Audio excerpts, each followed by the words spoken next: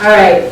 Well, how about we go ahead and get started? And this is the No More Hiding, Bringing Depression Out of the Darkness talk.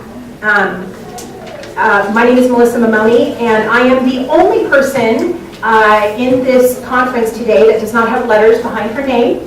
I don't have any letters behind my name. I have a BA in business, but I am not professional.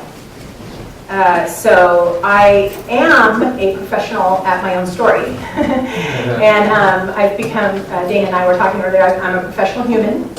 So I've been living in this body for 49 years now and learned a thing or two along the way. I'm a writer and I'm a speaker. I had the pleasure of being a speaker for the women's retreat a couple years ago for this church and loved it. We had a lot of fun. I was a little nervous about being a speaker at a Chinese church because I thought, what if I'm different? Like, what if I don't know what to say or whatever? And I was like, oh my gosh, and you just find out that everybody's the same. Like, we all have feelings and we all have fun, and we had a blast. Was anybody here at that retreat? Sir, you were not. Don't say that. So this is there's a. Oh, I'm sorry. They gave me, I thought that this was passed out. So these are your notes. It's just one sheet, okay? And basically, I didn't put anything on it. There are no fill in the blanks. There is nothing to this seminar to write down if you do not want to write down. Now, if you're a note taker, you already know what to do. I don't need to tell you. But if you are not, this is a session that is, I want to share with you a little bit about my story, and I want to share with you a little bit about how things have changed for me through the years. And so I am not here as a professional giving educated advice. I am here as a living testimony of what the release of shame has done for me in my own life, and how the struggle of depression and anxiety has taught me about myself and about suffering and about God. So hopefully this is a session that is more to encourage you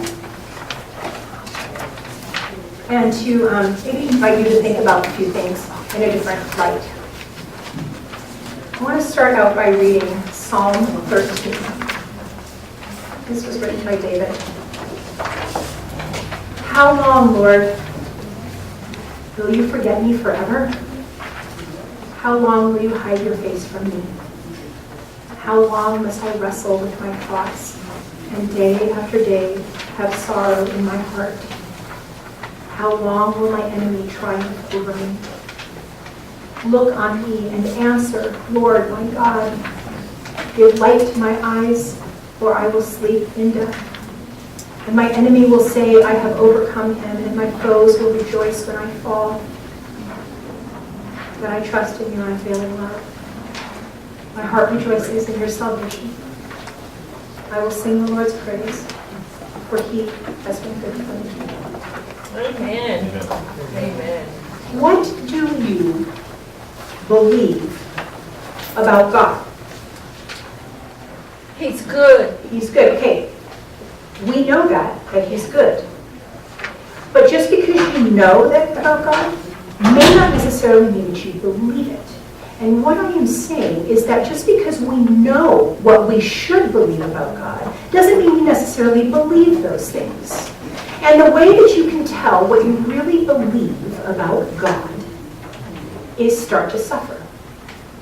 Get into a really hard, dark place and pay attention to what you think about God in that. Because we can say we know that God is good, and we can say that we know that all things work together for those who love Jesus. And we can say that we know that our God saves up all our tears, in a bottle. We can say those things. But when it gets dark and when it gets hard, I have to say that my first reaction isn't God is good. It's, where are you? Are you here? Now I know theologically, and I know intellectually that God is always with us, always. but my heart forgets that. And so it's really important that we understand that what we believe about God is in two different levels. One is what we believe because we know that theologically it's accurate. Number two is what we believe in the center of suffering. I was raised in a home. My parents are still married. They've been married over 50 years. They love each other. They like each other, which is pretty cool. I have 3 brothers, and I went to church every Sunday. We were raised in the Catholic tradition, and I knew, the Lord's Prayer and the Nicene Creed before I knew my multiplication tables. I was really grateful for. I went to a Catholic school. Wore hideous uniforms. The nuns really were mean. But I'm grateful for a lot of the things that I experienced in growing up in the church. I don't think I ever questioned that there was a God. I mean, I've always believed in God. But what I believe about God has changed dramatically through the years. I grew up with the idea that God was sort of like sitting on a cloud, and he had a really long white beard, and he sort of was watching and waiting for me to mess up. And now I was not told this, okay? No one said this to me outright, but somehow in my mind, I thought that God was waiting for me to mess up. Like that was the general feeling. And well, I'll get to that later. So I sort of grew up with that idea in my mind that I was a bit of a disappointment to God. And that really led to some hard feelings. Because if you think you're a disappointment to your creator, like there's not much room to grow. I mean, there's nowhere to go but down from there. And when I got into high school, I really started experiencing depression. Now, I did not know that's what it was called. I had no idea. All I knew is I felt bad a lot.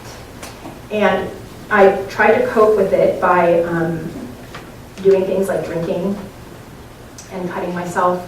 And I never talked to anybody about it because I didn't really realize that there was a problem. Because all I knew was that this was how I was coping with things. I didn't know any other way. I just have to say, is it really hot here, you guys? Is there any way for some... do you know how to do the air conditioning? We open the door. Oh, thank you. Sorry, I didn't know if it was me. I was like, oh. It is really warm, yes. Oh, thank you so much. Bless you. Oh, bless you. So by the time I got into high school, my coping mechanisms were terrible. And I didn't really know what to do with all the things that I felt. And at the time, I was friends with a girl named Cindy. And one day, Cindy and I were in her car, and we're driving. And we grew up in the San Fernando Valley, so we talked like this. And she said, Melissa, I've just been having a hard time lately. And I went and talked to Mr. Nelson. And Mr. Nelson totally made me feel better. Totally. And I was like, oh my gosh. Okay, so Mr. Nelson was our school counselor, and I said, well, I'm going to go talk to Mr. Nelson, because Mr. Nelson clearly has the key to happiness. So I went and visited Mr. Nelson. This was my end of the junior year of high school, and talked to Mr. Nelson. I poured out my heart to him, told him everything, and he was quiet for a minute, and then he said, Melissa, I'm very concerned about you. And I'm thinking, that is so not what you told Cindy. Like, you did not say that. You were going to tell me it was all going to be okay. And he didn't say that to me. He said he was worried about me. And he said that I needed help. Now, the thing is about our beliefs is that whatever goes on inside our head, we accept that as reality. Like, we think that that's actually the truth. And it's not sometimes. And so I didn't know that people lived differently than me. I knew I was unhappy and I knew I was struggling, but I didn't really understand that I was in serious trouble. I didn't understand that it was really, really not healthy to, be so self-destructive and to be thinking about suicide a lot. Something just happened there. I didn't know that because that was my world. I did not know until I was about 22 years old that I have panic attacks. Because I thought everyone did. And one day I just happened to say something to a friend of mine and I was like, hey, you know like when you wake up in the morning and you're totally frozen and you can't move and your heart's beating really fast and you can't really think very clearly and you just have to lay there for like 20 minutes before you get out of bed? And she's like, no. She goes, no, I don't know what that's like. I was like, really? She goes, no. She said, Melissa, that sounds like a panic attack. She's like, that's not normal. I had no idea. I never even told Mr. Nelson about it because I literally, it was like waking up and brushing your teeth. Like you don't go in and talk about brushing your teeth with your counselor. We just all know we brush our teeth in the morning. So again, I want to challenge you in terms of what your beliefs are. Remember that sometimes you grow up and you start to think that because you've experienced what you've experienced so regularly that you somehow think that that's how you're supposed to live. That's just not true. So when I went and saw Mr. Nelson and he told me that I needed help, I was floored. He was kind. I was sure that my parents were going to be horrified, and he said, I will talk to your parents for you, and he was very kind, and I started to go into Christian counseling and some counseling and things like that, and I was put on medication. And medication back then was not the same as medication is now. Medication back then basically stopped you from doing anything rash. So it sort of slowed down your thinking. So it made me kind of robotic. And it also made me gain about 25 pounds. So by then it was my senior year of high school, so that's an awesome way to start senior year is 25 pounds overweight and slightly robotic. It's not like the best way to be voted homecoming queen or anything like that. So I continued to go to counseling my senior year, but I was not doing well. And I had to go see a psychiatrist once a month for medication and things like that. And I remember we went and saw him one night. And I had never been in a position where you just run out of words. I just don't have anything else to say. I just didn't have anything else to say. And I was exhausted. And I was terribly sad. And I didn't have anything else to say. And so he talked to me, and I just didn't say anything. And I don't think my brain even worked well enough by then to be able to respond.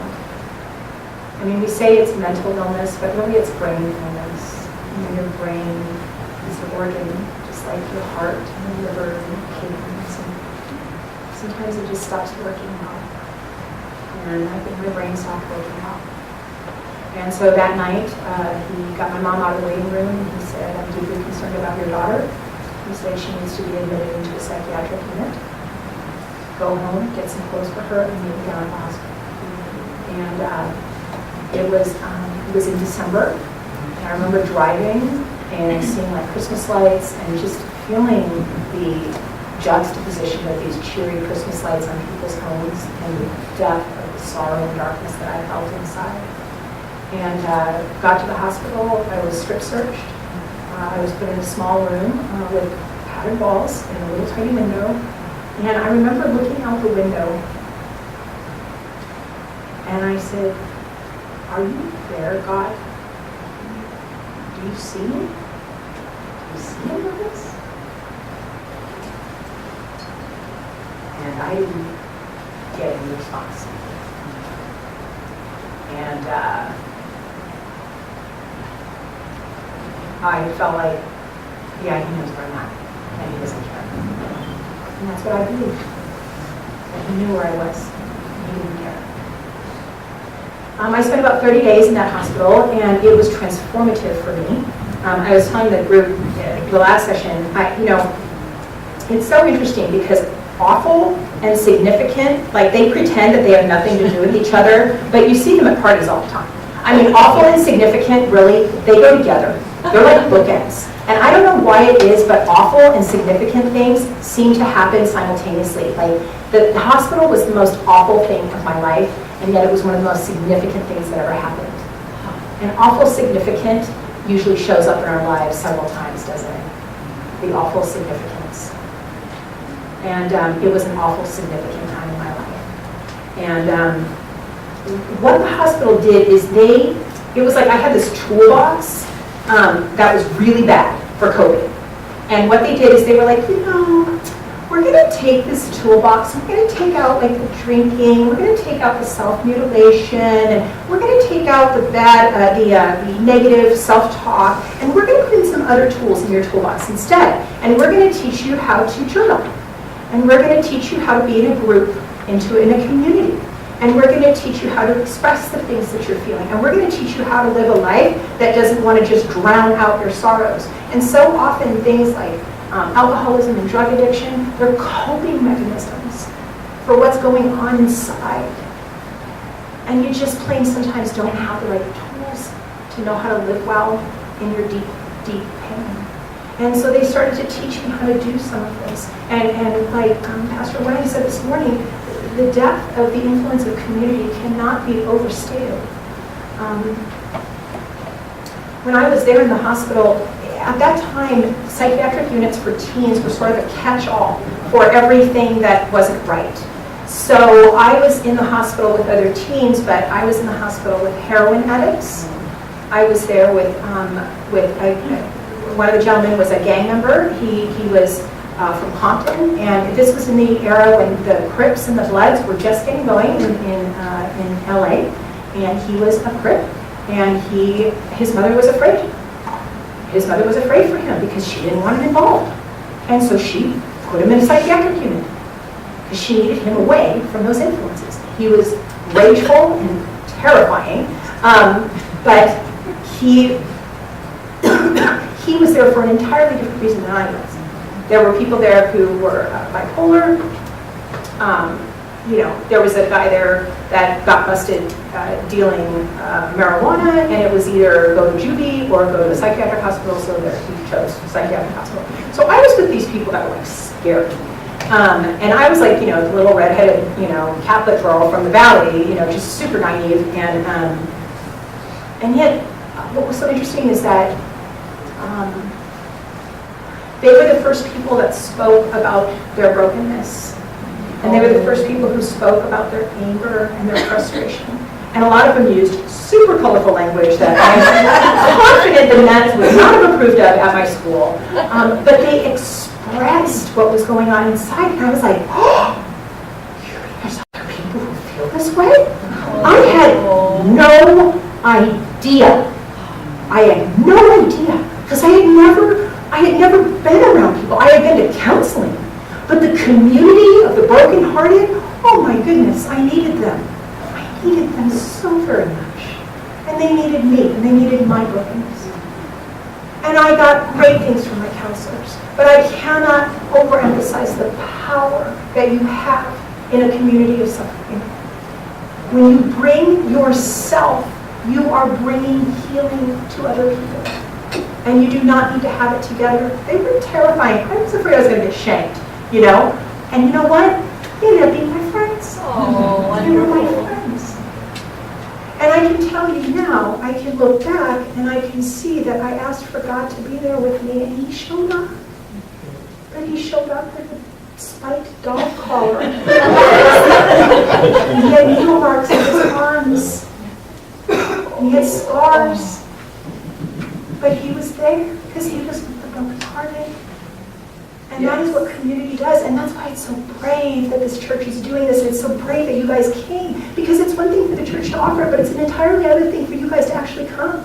Let me tell you, I have my own reservations about being part of it. This is my first conference that I've ever spoken in relation to mental health. Now, it's part of my story, and I share it at women's retreats and things like that. I have a book coming out in April that talks about depression, but I had to come to grips with it. Even my publisher, the original title of the book did not have the word depression in it. And my publisher said, you need that word in there, because that's what you're talking about. I was like, I don't have it in the title. I don't want that. And I had to have my own journey of this. And so when you're coming and you're actually pulling up and parking in the parking lot and coming to this today, well done. Well done. So it just takes a tremendous amount of courage to just start to understand that brokenheartedness can be entered into instead of just run away from. When I was released from the hospital, I felt like I got different tools. It felt like God was still super far away. And spent the next few years, I went to school, got married, had some kids. I mean, two. I didn't have like a nest full. They felt like a nest full. But, and then, I was still struggling. I just went in and out of depression still. And I had some friends that were Protestant Christians. Now, they were the only Protestant Christians I knew, besides the people that I grew up with. And the neighbors down the street when I was growing up were the only other Protestant Christians I knew. And all I knew was that at Halloween time, when everyone else passed out Snickers and Skittles and fun things like that, they passed out these little pamphlets that talked about the good news. And that was that I was going to hell, pretty much. Which I never understood what the good news was, that I was going to hell. Apparently that's what it was. And I thought, well, they're no fun. Like, they don't even like Halloween. And they think I'm going to hell anyway. Like, I don't want to hang out with these people. They're weird. But I had a couple friends who kept inviting me to church, and they weren't weird. And so I had to sort of reconcile that. I'm like, no, maybe I'll give it another go if they're inviting me, because I don't think they're weird. And so one night my friend Nancy called me and she said, hey, do you want to come to our Bible study? And she had invited me a couple times before, and I was like, no thanks. But just that night, I think, how like you just kind of get like, whatever. So I thought, whatever. Like, such a wonderful attitude, I know. And I said, whatever, and I went to her Bible study. Now, the only Bible I had was the Bible that we received from the Catholic Church when we were married. And it was about this big. And it had the gold. And it had a picture of Jesus with his crown of thorns looking highly disappointed in me on the cover. And I didn't know much about Bible studies, but I suspected that would be a social misstep to bring that particular Bible. So I left that Bible home. And I went to Barnes & Noble's, found the cheapest Bible I could find, because I didn't want to spend a whole lot of money if this thing didn't work out. And I went to a Bible study. And that night, they were talking about Lazarus and Mary and Martha. And I was blown away by what I heard. So Mary and Martha loved Jesus, and their brother Lazarus loved Jesus, and Lazarus got really sick. And so they sent word to Jesus saying, Lazarus is sick, we need you to come, Jesus. And in John 11, 5-6, it says, now Jesus loved Martha and her sister and Lazarus. So, when he heard that Lazarus was sick, he stayed where he was for 2 more days. I recognized that God, because I knew what it was like to ask and to not have him show up. I knew. And I was like, oh, I recognize this Jesus. And it was so powerful to me. And then it says later in the story, when Martha heard that Jesus was coming, she went out to meet him, but Mary stayed at home. Lord, Martha said to Jesus, if you had not been here, my brother would not have died. Meaning, you weren't there. If you had been there, I wouldn't be hospitalized. I wouldn't have been hospitalized. If you had been there, I wouldn't be struggling with depression. If you had been there, I wouldn't feel so alone. If you had been there, I wouldn't be struggling so much with anxiety. If you had been there, God, I wouldn't have this suffering in my life. And that was my mentality. And I could relate to this. And I was like, oh my gosh, Scripture like says this stuff about Jesus? Like they let this stuff fly? That I didn't know. And then when they said that in the next part of it, Jesus sat down and he wept. Yes. I was like, who is this God that weeps with us? He didn't just show up and be like, everybody calm down. I'm Jesus. I will now heal Lazarus in a wonderful triumph of all that is right and good. He did not do that. He didn't step over Mary and Martha and the people who were mourning and sad and bewildered and confused by his actions and just step over them and be like, I'm going to get to the good part. I don't know about you, but I like getting to the good parts of stories. Like, I like it. I like a happy ending. I have decided I am not watching any more of those existential shows on Netflix or movies that like end and you're like, well, what happened? Yeah. Like, you don't even know what happened to the dog. Nobody says anything, and it just drifts off on a boat or an ocean. And you're like, what happened? I'm not watching stories like that anymore. I like closure very much. But that is not the world we live in, is it? And I like that Jesus didn't just hurry up and get to the ending in order to make them feel better. He sat with them in their pain. And we just heard about that this morning, the ministry of presence. He stayed present with them where they were in their pain. And I was like, oh, you mean he can be confusing and not show up when you think he will? And then he can weep with you about it? I didn't know that we had a God like that. And it completely, it was the beginning of an entire new life for me.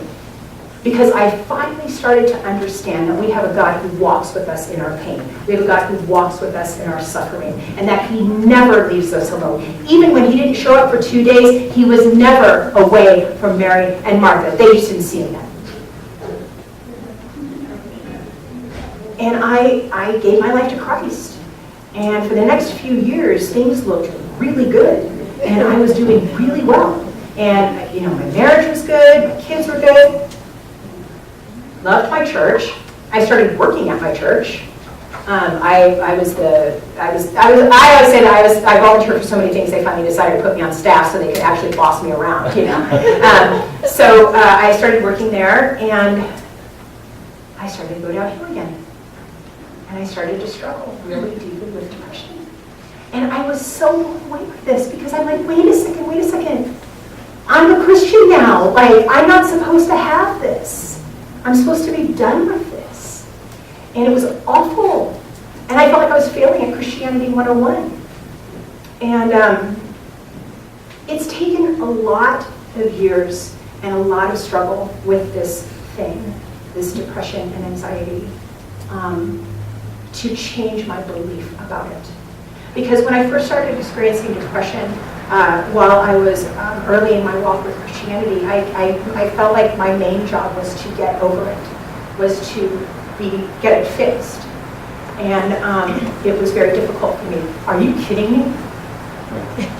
We're so no fun. We're just getting going. Well, I'm really sorry, guys. I did not time as well. I was thinking we had another 10 minutes.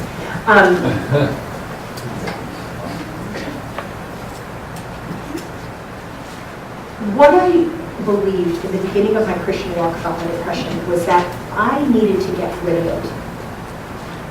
And that I needed to somehow have it be fixed in order to be glorified in God.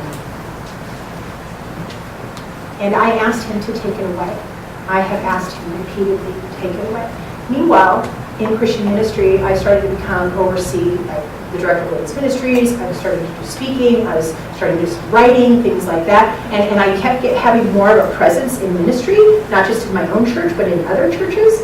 And yet this thing stayed with me. And I kept telling God that he was making a big fat mistake, because it's very hard to justify, like, how am I supposed to minister to your people if I'm afraid of them? If I'm afraid to get out of the car on a Sunday morning? And so I tried to keep telling him and convincing him that he should take it away. And thus far, God has said no. And so I decided a few years ago that if he's going to say no, for now, and if he's comfortable with leaving it, then perhaps I can start to get comfortable with it too. You know, Paul asked the Lord 3 times, take away this thorn in my side, this thing in my flesh. Which, by the way, that word thorn, it's translated thorn, it actually means stake. Like wooden stake with scollops. It means like stake like you kill vampires with. Yeah, that's what it actually means, which I'm like, oh, that is so much more representative of depression. Like, it is so much more representative than like a little thorn in your finger. No, it is not a little prick in your finger. It is a stake in your side. And it cripples. It changes everything. It has changed my life to struggle with depression and anxiety. But if God has been comfortable in leaving it there, then I have thought, well, maybe I can actually discover a few things in it too. And what I have found is that living with depression is a fantastic way of seeing that God loves brokenness, and God loves weakness, and that He can, I don't say the word use, because I've been used before. I don't know about you, but I've been used. Like, I've had people take money from me. I've had people not treat me nicely. I don't really prefer the word God uses us, because I don't think He ever steps over us in order to get to His will. I think He takes us, and He's like, you're part of my will. Your story is part of my story, and my story is part of His story. And I am so sorry that I did not balance out this time right. But when I was 7 years old, I picked a bunch of dandelions. And I went over to the neighbor's house and I said, I brought you flowers. And she was a little old lady. She was very sweet. She took the flowers.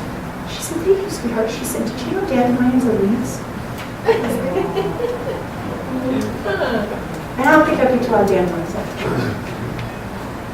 Do you know the difference between a dandelion and a weed? No. Nothing. Nothing. Scientific fact. There is no difference between a dandelion and a weed. The only difference between a dandelion and a weed is whether or not you want it to grow where it does. That's it. So if you have a beautiful rose bush, but you do not want it growing there, it is a weed. That's it. And I think for most of my life, I thought depression and anxiety was a weed that needed to be plucked out and gotten rid of. And in my own experience, in my own life, I am not saying this as a generalization, please hear me on this, but in my own life, in my own belief about God, I believe that God has said, my grace is sufficient, and I live in His sufficiency and in His strength with my weakness. And I believe He has said, do not garden this yourself. I will be the gardener, and for right now, leave it.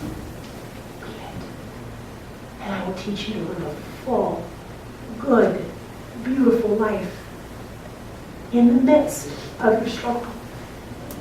And I believe that's what we can do. We do not need to be fixed. We need to be loved. You be gathered up, and you are loved. And there is no shame in that. And the thing about shame is that it teaches you that you are alone, and that somehow you're supposed to be fixed, and you should be embarrassed. And yet it says right here in 1 Corinthians, but God chose the foolish things of the world to shame the wise. God chose the weak things of the world to shame the strong. God chose the lowly things of this world and the despised things and the things that are not to nullify the things that are, so that no one may boast before Him. It is because of Him that you are in Christ Jesus, who has become for us wisdom from God. He is our righteousness and our holiness and our redemption. We do not need to be fixed in order to be well. We can be whole and still missing pieces. And I believe that this community of the brokenhearted can be quite powerful in our weakness. And I believe we have a full life waiting for us right in the center of our emptiness. I have learned to be content with this thing that I do not like. I did not want to be in this club. I didn't ask to join, but I'm here. And it's okay. It's okay. There's a quote from Charles Spurgeon that says, it is a blessed mark of growth out of spiritual infancy when we can forego the joys which once appeared to be essential and can find our solace in Him who denies them to us. Psalm 13 ends with, but I trust in your unfailing love, and my heart rejoices in your salvation. I will sing the Lord's praise, for He has been good to me. I used to believe that God didn't show up. I used to believe that He was disappointed, and that somehow my weakness and the hardest parts of my life were the things that He needed me to get rid of.